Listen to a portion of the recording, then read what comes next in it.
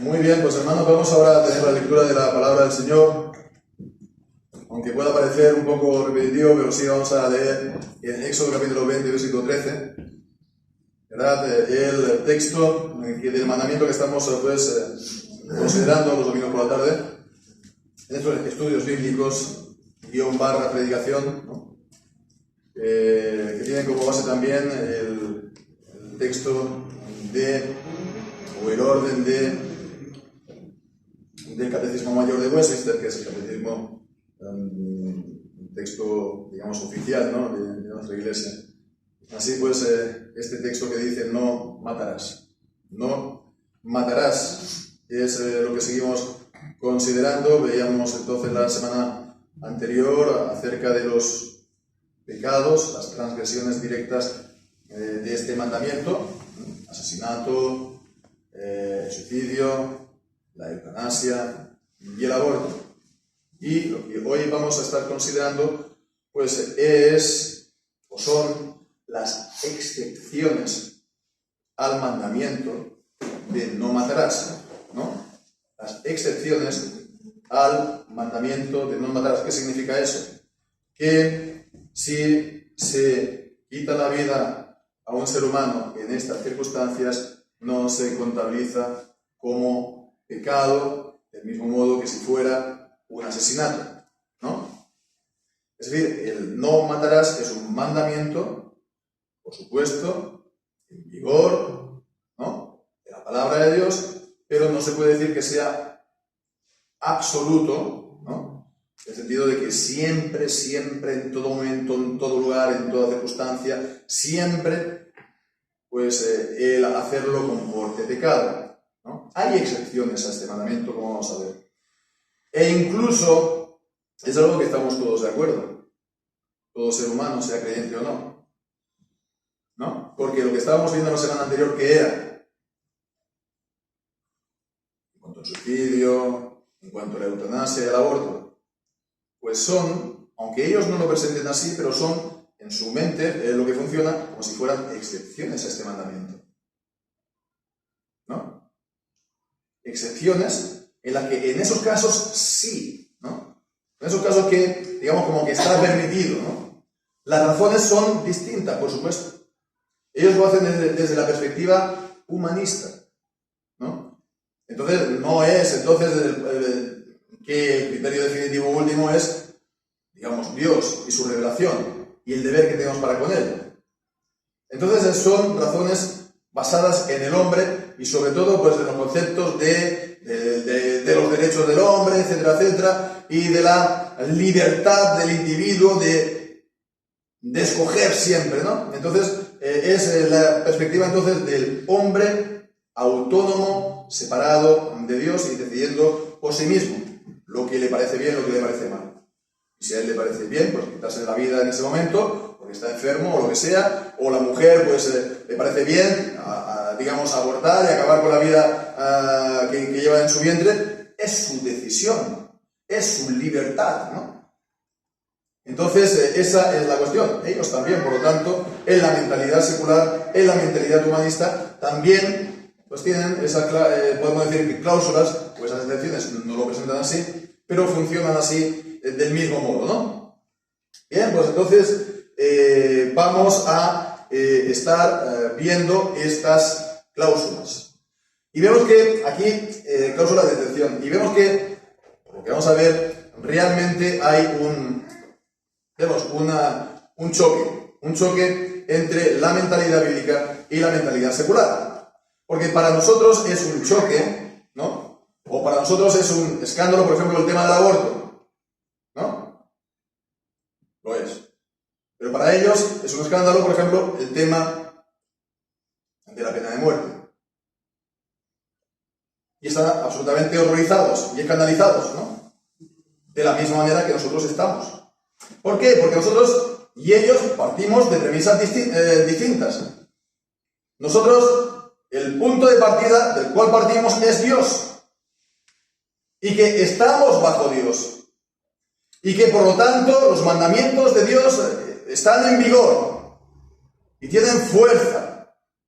Y entonces nosotros pues lo reconocemos y nos ponemos bajo ellos. Nosotros, ya digo, Dios no entra en consideración los mandamientos de Dios, ahí están, no me interesa, sobre todo soy yo el individuo que libremente tengo que decidir, ¿no?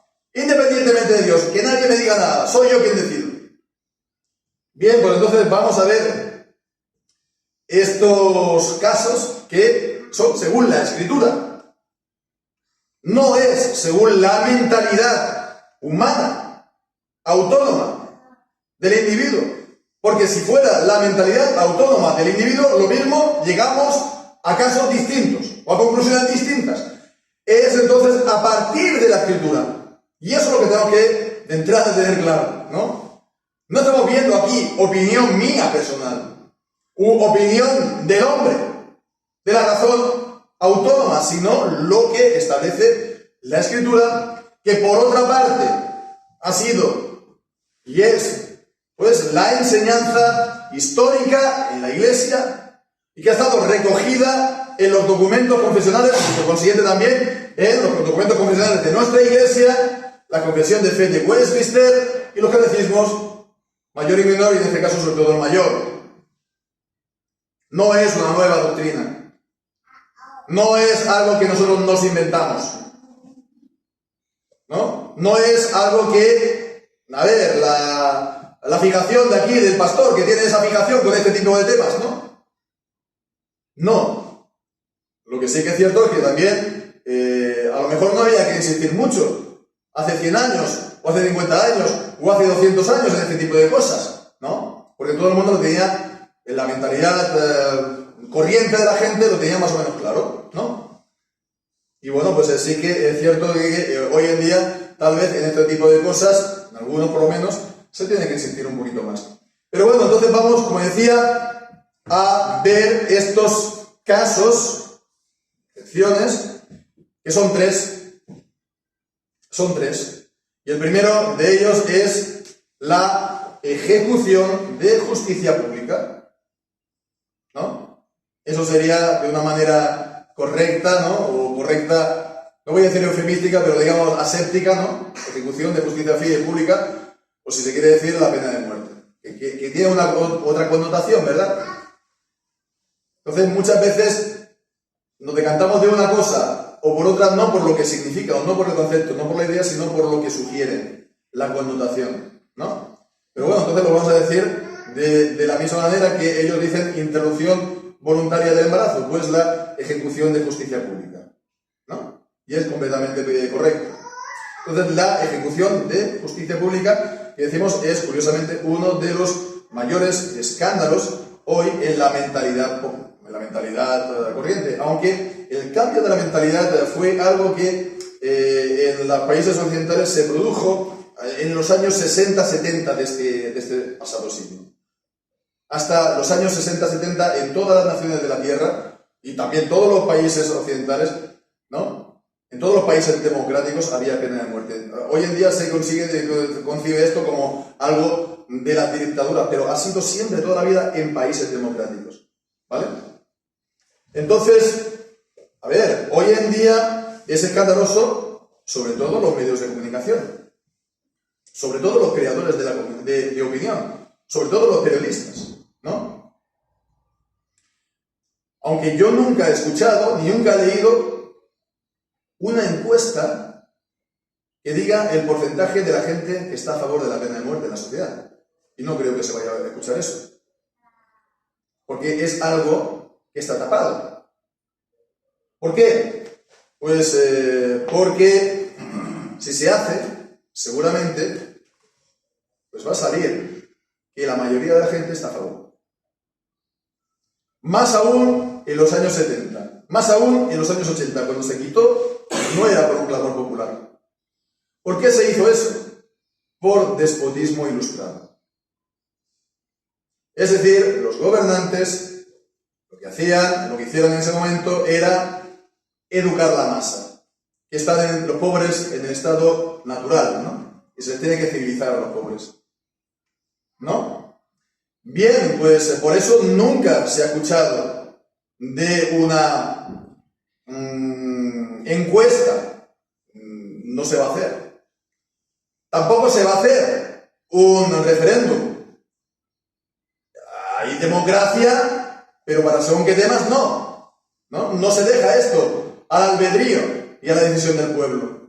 El pueblo soberano, pero en estas cosas no. Son decisiones que ya están tomadas. Y se les tiene que entonces educar, ¿no? Y el pueblo, pues, en algunas cosas es más fácilmente educable. Por ejemplo, todo el mundo hoy pues, ya ve bien la homosexualidad, cosa que incluso cuando se aprobó en el 2005 este matrimonio, como le llamen, ¿no? Había un rechazo todavía en la sociedad, pero entonces el bombardeo diario que en toda película, en toda serie, en todo concurso, tenía que salir un personaje homosexual, siempre, cada día, a diario. Entonces, a base de machacar, ya la gente ha cedido, ya, pues, bueno, ya está, ¿no? Pero había un rechazo en aquel entonces. Bien, pues todo esto es para, digamos, introducirlo y decir que sí, que la ejecución de la justicia pública, privando de la vida al criminal que ha quitado la vida de otra persona, es la pena instituida por Dios. Desde el mismo inicio de la Biblia, lo vemos esto en Génesis capítulo 4, en el primer asesinato de Caín a Abel.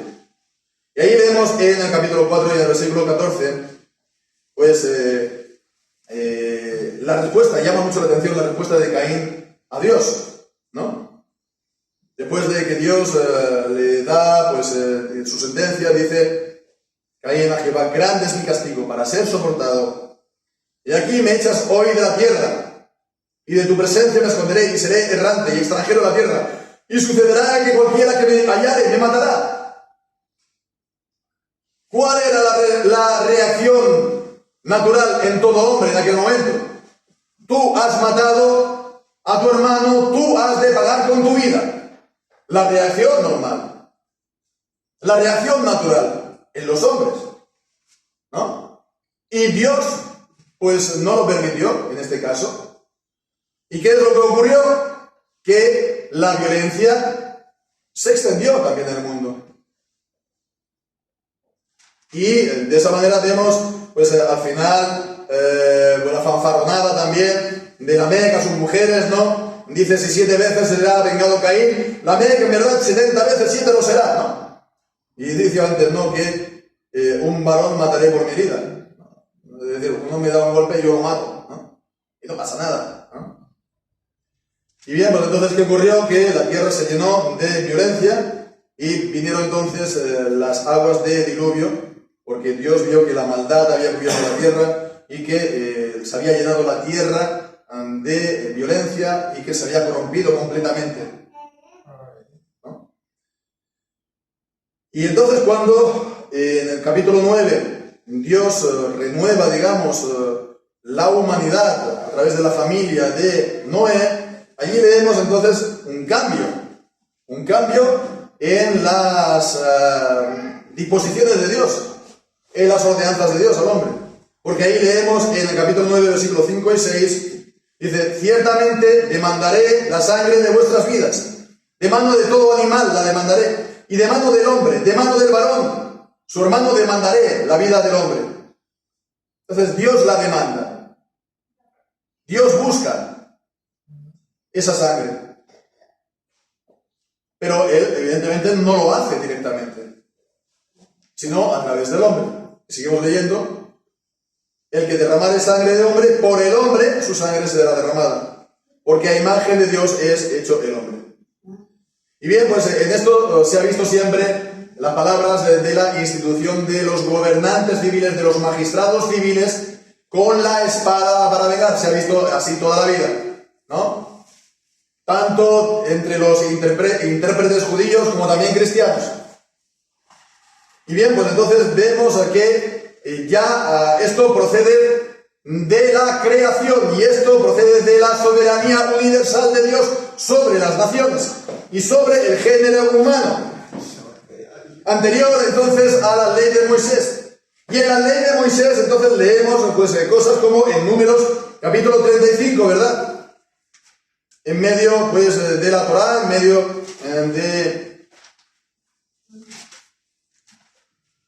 de la ley, leemos entonces en Números 35, versículos 31 y 33. Dice, no tomaréis precio por la vida del homicida, porque está condenado a muerte. Indefectiblemente morirá. Y dice el versículo también 33 y 34, no contaminaréis la tierra donde estuviereis, porque esta sangre amancillará. Amancillar es la idea de convertir inmunda, ¿no? La tierra, y la tierra no será expiada de la sangre que fue derramada en ella, sino por la sangre del que la derramó. No contaminéis pues la tierra donde habitáis. Esto es una ley del Antiguo Testamento. Esto es una ley de lo que hoy llamamos judicial del Antiguo Testamento. Si miramos también en cuanto a la confesión de fe de nuestra iglesia, la confesión de fe de Westminster hace también una distinción que es tradicional en el cristianismo entre la ley moral, la ley ceremonial y la ley judicial. Y la ley judicial pues dice que está expirada, ¿no? Cuando el Estado de la nación judía llegó a su fin, ¿no? Pero dice que hoy en día no obliga a las demás naciones más allá que el principio de equidad que está en ella. Y bien, hemos visto esta mañana que lo del principio de la equidad es una realidad por una parte, y eso tampoco significa que la ley judicial no sirva para nada y que su alcance pueda ser mucho más lejos de lo que nos pueda parecer. Porque la ley judicial de que no pondrás bozal al buey que trilla tiene como obligatoriedad moral que todos los trabajadores reciban su paga y también pues el obrero en el evangelio. Bien, pues entonces esto para decir que si bien es una ley judicial, está en plena fuerza y vigor lo que dice. ¿Por qué? Porque está confirmado también. Bueno, primero, el origen es anterior a la ley de Moisés. Está expresado, sí, en la ley de Moisés, aquí en Números, y está confirmado en el Nuevo Testamento. Está confirmado por Jesús mismo. Jesús mismo, sí, en Mateo capítulo 26, 52.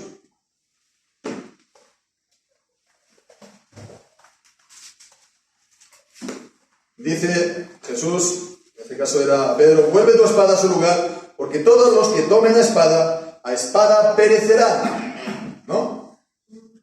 Y bueno, para entender también bien esto, podemos verlo juntamente, este texto, con Apocalipsis capítulo 13 y versículo 10. Y ahí leemos, el que lleva en cautividad va. El que a espada mata, a espada debe ser muerto. ¿Y quién tiene la espada para ejecutar esto legítimamente? Romanos capítulo 13, versículo 10. Y ahí leemos, capítulo 13. Y ahí leemos entonces, versículo 3, porque los magistrados no están para infundir temor a las buenas obras, sino a las malas. ¿Quieres pues no temer a la autoridad? Haz lo bueno y tendrás alabanza de ella, porque es ministro de Dios para tu bien. Mas si hicieres lo malo, teme, porque no en vano lleva la espada que hemos visto en Apocalipsis, porque es ministro de Dios, vengador para ejecutar su ira al que hace lo malo, vengador para aquel que se toma injustamente en asesinato, en crimen, la vida de su semejante, como hemos estado viendo la semana anterior. Bien, pues esto es la norma de justicia que Dios ha establecido en su palabra, y que no es arbitrario. No es arbitrario, porque el concepto de justicia que hay detrás es la idea de justicia retributiva. Que si uno roba a alguien 100 euros, ha de devolverle los 100 euros. Si uno pues hace una falta a alguien, pues la pena que ha de recibir es proporcional al daño que le ha hecho. Pero si uno, el daño que le ha hecho es quitarle la vida con asesinato, odio, con maldad a alguien, ¿cómo lo puede eso restituir? Pagando. Entonces vas a 100, 1000, 200 euros es lo que vale la vida que ha pagado, que ha quitado el otro. O 5 años en la cárcel, 7 años en la cárcel. Así se contabiliza la vida de un ser humano. Así se contabiliza la vida de un ser humano en 7 años de privación de libertad. ¿No? Pues sí que somos baratos los seres humanos. Sí que somos baratos. La justicia ha de ser retributiva. El principio de justicia retributiva es el ojo por ojo y el diente por diente. Y que eso no sea lo que rige en el Evangelio, no significa que esté abrogando la ley. En la ley. Y los ministros y los magistrados no son ministros del Evangelio. Los magistrados civiles son ministros de la ley de Dios. Por eso llevan la espada. Entonces vemos, está perfectamente claro en la palabra de Dios, ¿no? Que es algo que tiene que estar ahí. ¿Cuál es el interés de las sociedades occidentales a quitarlo? A ver, no está dicho así, pero está claro que por el mantenimiento de esta pena capital, las sociedades occidentales estaban, por un lado, ligadas al, comillas, estado natural, ¿no?, de los contemporáneos de Caín, que se lo querían acabar con su vida porque había hecho un crimen, ¿no? Y por otro lado, porque por esa vía hay un referente también a Dios. Y lo que nuestras sociedades quieren hacer es cortar, ¿no?, completamente toda referencia, ¿no?, en la sociedad con Dios. Y con las normas de Dios que trascienden, que están por encima de todas las normas de los hombres, ¿no? Y la idea de Dios, que es el soberano, y que a Él se le debe entonces todo honor y toda gloria. ¿Por qué han querido cortar? Porque son completamente ateos los dirigentes de nuestras sociedades, de todas, tanto de los países de América Latina como de Europa, como de Estados Unidos, ¿no?, Norteamérica, como de todas las sociedades occidentales. Estamos en un ateísmo igual o peor que el de las sociedades comunistas, antiguamente, antes del tercero. Es exactamente igual. Lo mismo, no hay una persecución física, no te envían al Gulag o a Siberia, pero bueno, hay otras maneras más, digamos, civilizadas, digamos, de ponerte fuera de la circulación hoy en día, ¿no? Entonces, está claro en todo caso que esta es una de las cláusulas, ¿no?, digamos, de excepción. Vamos a ver ahora la segunda, que vemos también se puede decir al debate hoy en día. ¿Cuál es? El de la guerra justa. El de la guerra justa, ¿no? A ver, también en el cambio cultural que hubo en los años 60-70, hubo también el movimiento hippie. Y el movimiento hippie era un movimiento pacifista, ¿no? Y bueno, del movimiento hippie ha quedado, pues, la revolución sexual, ha quedado toda una serie de cosas. El pacifismo absoluto. A ver, las sociedades se han hecho mucho más pacifistas que antiguamente, pero no hasta el punto de excluir completamente toda idea de que, según qué circunstancias, una guerra puede llegar a ser legítima. Todos estamos de acuerdo que la guerra es un mal, la guerra es algo que se tiene que evitar siempre en la medida que se pueda, a todo precio, ¿no? Y que comporta destrucción, la pérdida de muchas vidas inocentes, trae, pues, miseria, ¿no? La generación de mis padres, sobre todo, pues, se ha quedado marcada, traumatizada, porque ellos fueron niños en la posguerra, nacieron en el tiempo de la guerra, ellos no vieron los horrores de la guerra, pero pasaron el hambre y un país destruido, y eso están marcados. Ahora estoy ya con ellos y todavía te lo dicen, ¿no? Entonces, la guerra no es una cosa a desear, ni mucho menos, pero con todo y con eso se sostiene con la palabra de Dios la palabra de Dios no da ninguna condena a la guerra como tal. Tenemos el ejemplo más claro, ¿verdad?, en el libro de Josué. Evidentemente no estamos aquí abogando para, eso también se correspondía a ese momento particular del pueblo de Dios en el Antiguo Testamento. Iban a conquistar la guerra por las armas, la tierra prometida. Es algo excepcional. Eso no se aplica hoy en día a ninguna nación, digamos, cristiana, o en ninguna nación otra. Hacer una guerra por expreso mandato de Dios. Eso no se tiene que hacer. Ahora bien, sí que es cierto que se comprenden según qué casos en los que la guerra puede llegar a ser legítima, ¿no? Y en la historia de la Iglesia, pues siempre se ha reconocido una serie también de cláusulas. Primeramente, por ejemplo, sobre todo, nos quedamos en ella, ¿no? Sobre todo la principal es que sea una guerra defensiva. Hay también otros criterios, ¿no? Si es, por ejemplo, recuperar un territorio que siempre ha formado parte de lo tuyo, pero te lo han quitado por la fuerza, pues entonces también se ha dicho a veces, pues esto, ¿no? Pero, siempre eso hay un grado mayor de subjetividad, ¿no?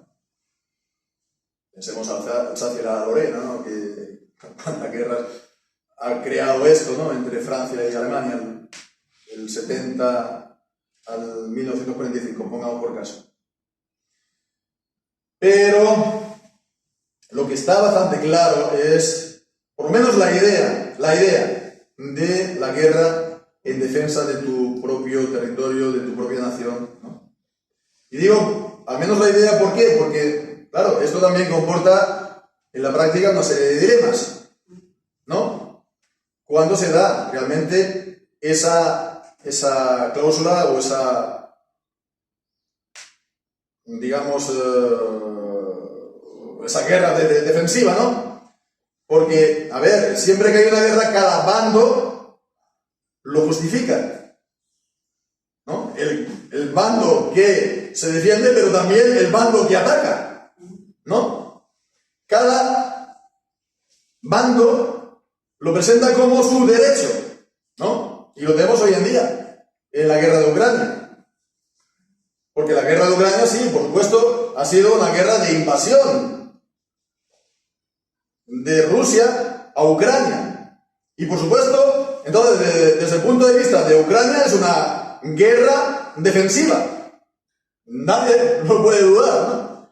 Pero por otra parte, si oyes también lo que dicen ellos, los rusos, te dicen que, la OTAN nos está rodeando, la OTAN está poniendo sus bases a pocos kilómetros de nuestra frontera y nos tenemos que defender, dicen ellos. ¿Están en lo correcto? ¿Sí o no? No lo sé. Pero en 1962 los Estados Unidos estuvieron a punto de comenzar una guerra mundial precisamente por lo mismo, porque los rusos quisieron poner unos misiles en Cuba, que alcanzaban, por lo tanto, también los Estados Unidos. Y no lo permitieron. Como ningún otro país permitiría, por ejemplo, España, si se amontonan tropas a la frontera de Melilla, pues lo mismo dice que ¿qué está pasando aquí, no? Lo mismo dice eso. O lo mismo no lo sé, porque hoy en día... Pero normalmente los países no esperan a que te invadan. Yo con esto no estoy aquí diciendo quién tiene la razón y no, solamente para decirte que la realidad, ¿no?, es compleja. Y claro, hay que pensar que habrán cristianos en el bando de Ucrania, sin duda, pero también habrán cristianos en el bando de Rusia, ¿no? Entonces, ¿qué hacemos en casos como tal, en casos tales?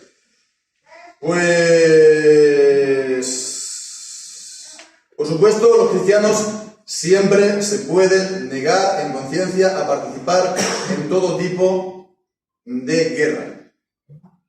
Los cristianos se pueden negar siempre en conciencia a empuñar las armas.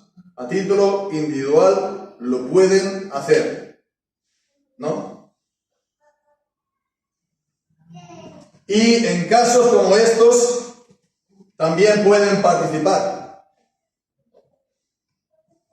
También pueden participar en defensa de su nación. Unos defienden su nación y otros defienden la suya.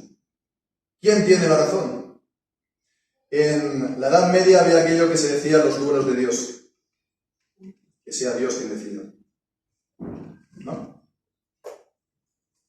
Entonces, en todo caso, no es la Biblia, la de la Biblia, una perspectiva pacifista a lo Gandhi o a lo hippie, ¿no? Los cristianos también formamos parte de naciones. Somos cristianos. Somos ciudadanos del reino de los cielos. Pero mientras no estemos ahí, formamos parte de naciones y tenemos responsabilidades contraídas con las naciones. De defenderlas, llegado el caso. Bien, con todo eso digo que, por supuesto, a título individual, los cristianos siempre pueden negarse, en conciencia, a empuñar las armas. Bien, pues, por supuesto, se excluye completamente las guerras, el discurso belicista, se excluye completamente el discurso imperialista, es el principio de la defensa. Y esto también entonces nos introduce al tercer supuesto de exclusión, ¿no? O de excepción al mandamiento de no matarás, que ¿cuál es? La legítima defensa. La legítima defensa. Y podemos leer ahora otro texto, también de Éxodo, y también, hermanos, de la llamada ley judicial. Ley judicial. Y leemos: si el ladrón fuere hallado forzando una casa y fuere herido y muriere, el que lo hirió no será culpable de su muerte. Pero si fuere de día, el autor de la muerte será reo de homicidio. El ladrón hará completa restitución. Si no tuviere con qué, será vendido por su hurto. Vemos. Está claro lo que dice, también fuerte. Porque dice: si te entra un ladrón en tu casa de noche, no hay luz en las calles, no hay luz en tu casa, y te entra alguien en tu casa, pues tú tienes el derecho de defenderte. Lo mismo él no te iba a matar, pero tú no lo sabes, tienes el derecho de defenderte a ti y a los tuyos. Pero si lo hace lo mismo de día, ¿no? Y él solamente quería robar, serás culpable de homicidio. Y culpable de homicidio significa que a esa persona se le aplica la pena capital, según la Biblia. Bueno, esto es una ley judicial del Antiguo Testamento. Pero vemos que el principio que enseña aquí es perfectamente válido. Tomamos un ejemplo. Hace unos cuantos meses, ¿no?, salió a la prensa un anciano, en Murcia creo que fue, que le entraron armados por la noche a su casa, y él salió, y pues salió armado también, y acabó con la vida de uno, me parece. Bueno, pues todavía está en la cárcel, creo.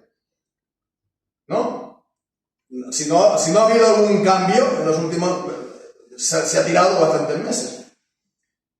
Sin embargo, un criminal hace lo mismo en la calle, lo mismo le dan libertad condicional y a los 2 o 3 días está fuera de la calle. O los violadores o cualquier tipo de gente. ¿No? Esto evidentemente está en flagrante contradicción de la ley de Dios, la ley judicial. Pero vemos que el principio de justicia que está enseñando está claro. ¿Cuál es el principio de justicia? Que uno tiene el derecho a defenderse a su vida y la vida de los suyos. Y esto es entonces lo que se niega hoy en día.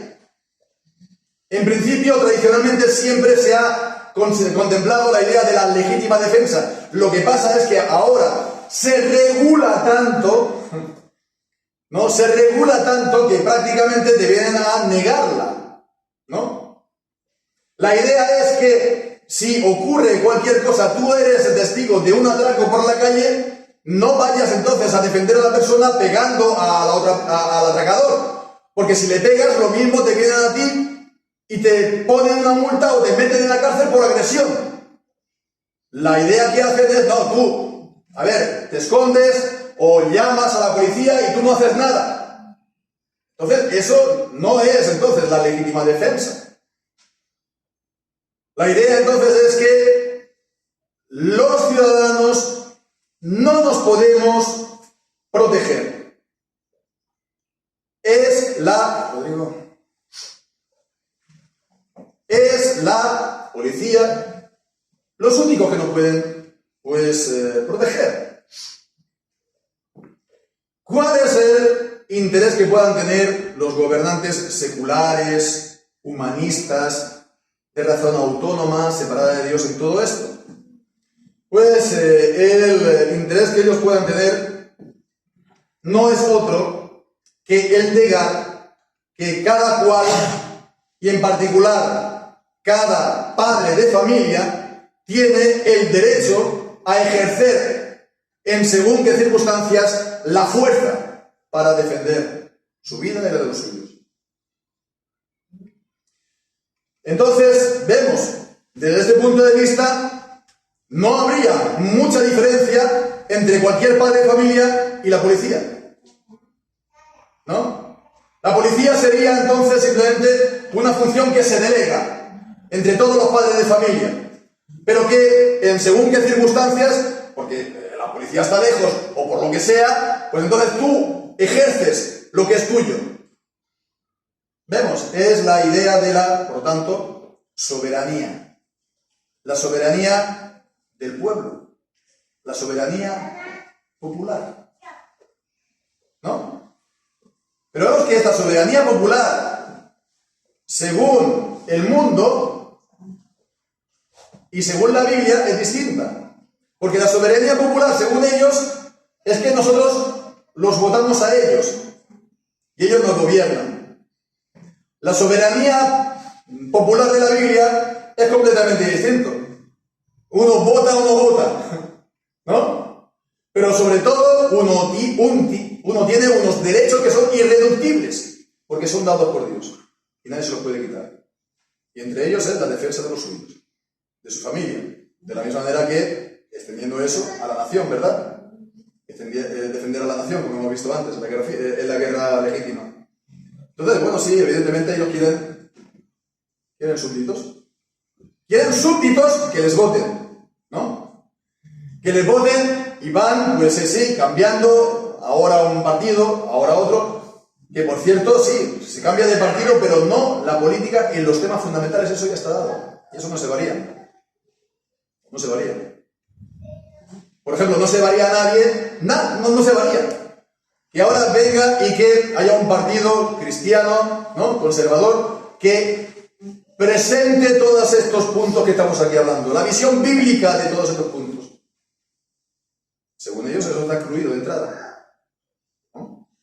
O un partido también cristiano que defienda el principio del establecimiento y que el gobierno, las autoridades públicas, defienden la verdadera fe, la verdadera iglesia, ¿no? Defenderla, no digamos que ellos se ponen aquí a hacer lo que quieran o no sé, o a imponerla por la fuerza, o etcétera, etcétera. No estamos hablando de eso, sino defenderla, ¿no?, y darle pues las prerrogativas, ¿no?, por ser la verdadera religión. El principio del establecimiento, que es lo que enseña también la Confesión de Westminster, capítulo 23, el tercer párrafo. Eso está excluido. ¿Por cuál ley? La de ellos. La de ellos. Si el 50% de la población o el 55% de la población quisiera ponerla, la ley de ellos, es decir, lo siento, pero no, ¿no? Entonces, sí, democracia dentro de los parámetros que ellos han puesto. Está claro, ¿no? En todo caso, vemos, es bien difícil que hoy en día esto se pueda quitar o se pueda modificar, ¿no? El de la guerra justa e injusta, a ver, esto es para nuestra orientación en el mundo. El de la pena de muerte, no podemos nosotros, creo yo, a día de hoy, influir en este sentido. Para hacerlo, evidentemente, se tiene que enseñar de manera clara, tal como se ha hecho hoy, ¿no? El de la legítima defensa sí que nos puede eso afectar en el día a día. Si alguien nos ataca o alguien ataca a uno de los nuestros, ¿verdad? Al salir a la calle. De que lo podamos hacer en conciencia, ¿no? Que no porque, a ver, viene un atracador, ¿no? Y me da un guantazo, yo le presento la otra mejilla para que me dé otro guantazo en la otra, entre la otra cara, ¿no? O que si quiere, pues no sé, acabar con la vida de un hijo mío, yo le presento al otro también para que lo acabe. La vida del segundo hijo, ¿no? La idea es que podemos ejercer la legítima defensa sin ningún problema de conciencia. Evidentemente. En todo caso, vemos la utilidad de todo esto para nosotros es tener la mentalidad bíblica. Si no tenemos la mentalidad bíblica en estos casos y en todos los demás, vivimos con una mentalidad prestada, que no es nuestra como cristianos, es la mentalidad del mundo. Y es normal que ellos piensen así. Porque ellos se han cortado de Dios y no quieren saber nada de él. Es normal. ¿No? Lo que no es normal es que nosotros vivamos de prestado en sus ideas o con sus ideas, ¿no? Y por eso entonces ya vale la pena estar considerando esto, ¿no? Y no entonces estar haciendo seguidismo del mundo, ¿no? Y que esto también, sobre todo, no cause ningún escándalo enseñarlo en una iglesia. Porque yo os puedo decir que en cualquier iglesia este tipo de cosas, sobre todo el primero de la guerra, el de la pena de muerte, es algo explosivo en una iglesia enseñarlo. Y un pastor se lo tiene que estar pues preparando muy bien, ¿no? Hasta la coma, hasta el detalle, a ver qué tengo que decir, ¿no? Normalmente se desiste y no se hace de entrada. ¿Por qué? Para evitar problemas. Porque si lo haces vas a tener problemas. Por hacerlo vas a tener ya a un grupo de miembros que se van a poner en contra. Y eso va a ser el inicio de una campaña que al final pues, va a acabar con tu ministerio. Si es una iglesia congregacionalista. Sin duda. Es algo que ha ocurrido. Es algo que ha ocurrido. Así pues, bueno, ya es bueno hacer esto, ¿verdad? Que nosotros como congregación, como iglesia, estamos al margen de este tipo de presiones. De autocensura que un ministro se tiene que poner. De tabúes que no se pueden decir. El único tabú que no se tiene que decir es una herejía. Está en contra de la palabra de Dios. Y en los púlpitos todo el mundo puede decir cualquier tipo de burradas, pero este tipo de cosas no lo puede tratar. Tú puedes venir aquí, cuestionar la Trinidad, la divinidad de Cristo, cualquier cosa, cualquier doctrina fundamental de la Iglesia, nadie te va a decir nada. Pero entre dos o tres cosas fundamentales no los toques porque vas a tener problemas.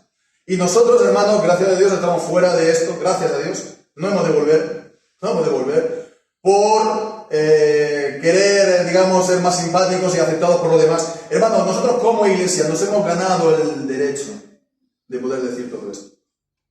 Lo hemos comprado. Lo hemos pagado de dar la enseñanza de la palabra de Dios tal cual en este tipo de temas y en todo lo demás. ¿Sabéis cuál ha sido el precio que hemos pagado? Que seamos una iglesia muy pequeñita. ¿Verdad? Por este tema y por los demás también. Si nos podemos, digamos, hacer más compatibles con el mundo, ¿no? Un mundo friendly, como se quiere decir, en la adoración, en la manera de los cultos, etcétera, etcétera, etcétera, ¿no? En el atuendo de las mujeres, de los hombres, en fin, que ya no seamos una iglesia reformada, ¿no? Pues entonces, evidentemente, vamos a estar más en sintonía y vamos a estar más, digamos, en el circuito de... Entonces, como gracias a Dios ya esto lo hemos pagado, ¿no? Pues entonces, con total libertad lo decimos, y lo vamos a seguir haciendo, ¿no?, en la medida que sea necesario, ¿no? No es una cosa que tenemos una especial fijación para decirlo cada semana, pero en la medida que se tenga que encontrar, bien sea por el texto que toca predicar esa mañana, o el texto o la doctrina que se tiene que considerar por la tarde, ¿no? Normalmente seguimos unas series preestablecidas, pues lo vamos a hacer, ¿no? Y creo que, como decía, la utilidad es mucha para los creyentes y también para la Iglesia. Bueno, pues que el Señor nos ayude y también pues bendiga esta enseñanza para que sea también de bendición para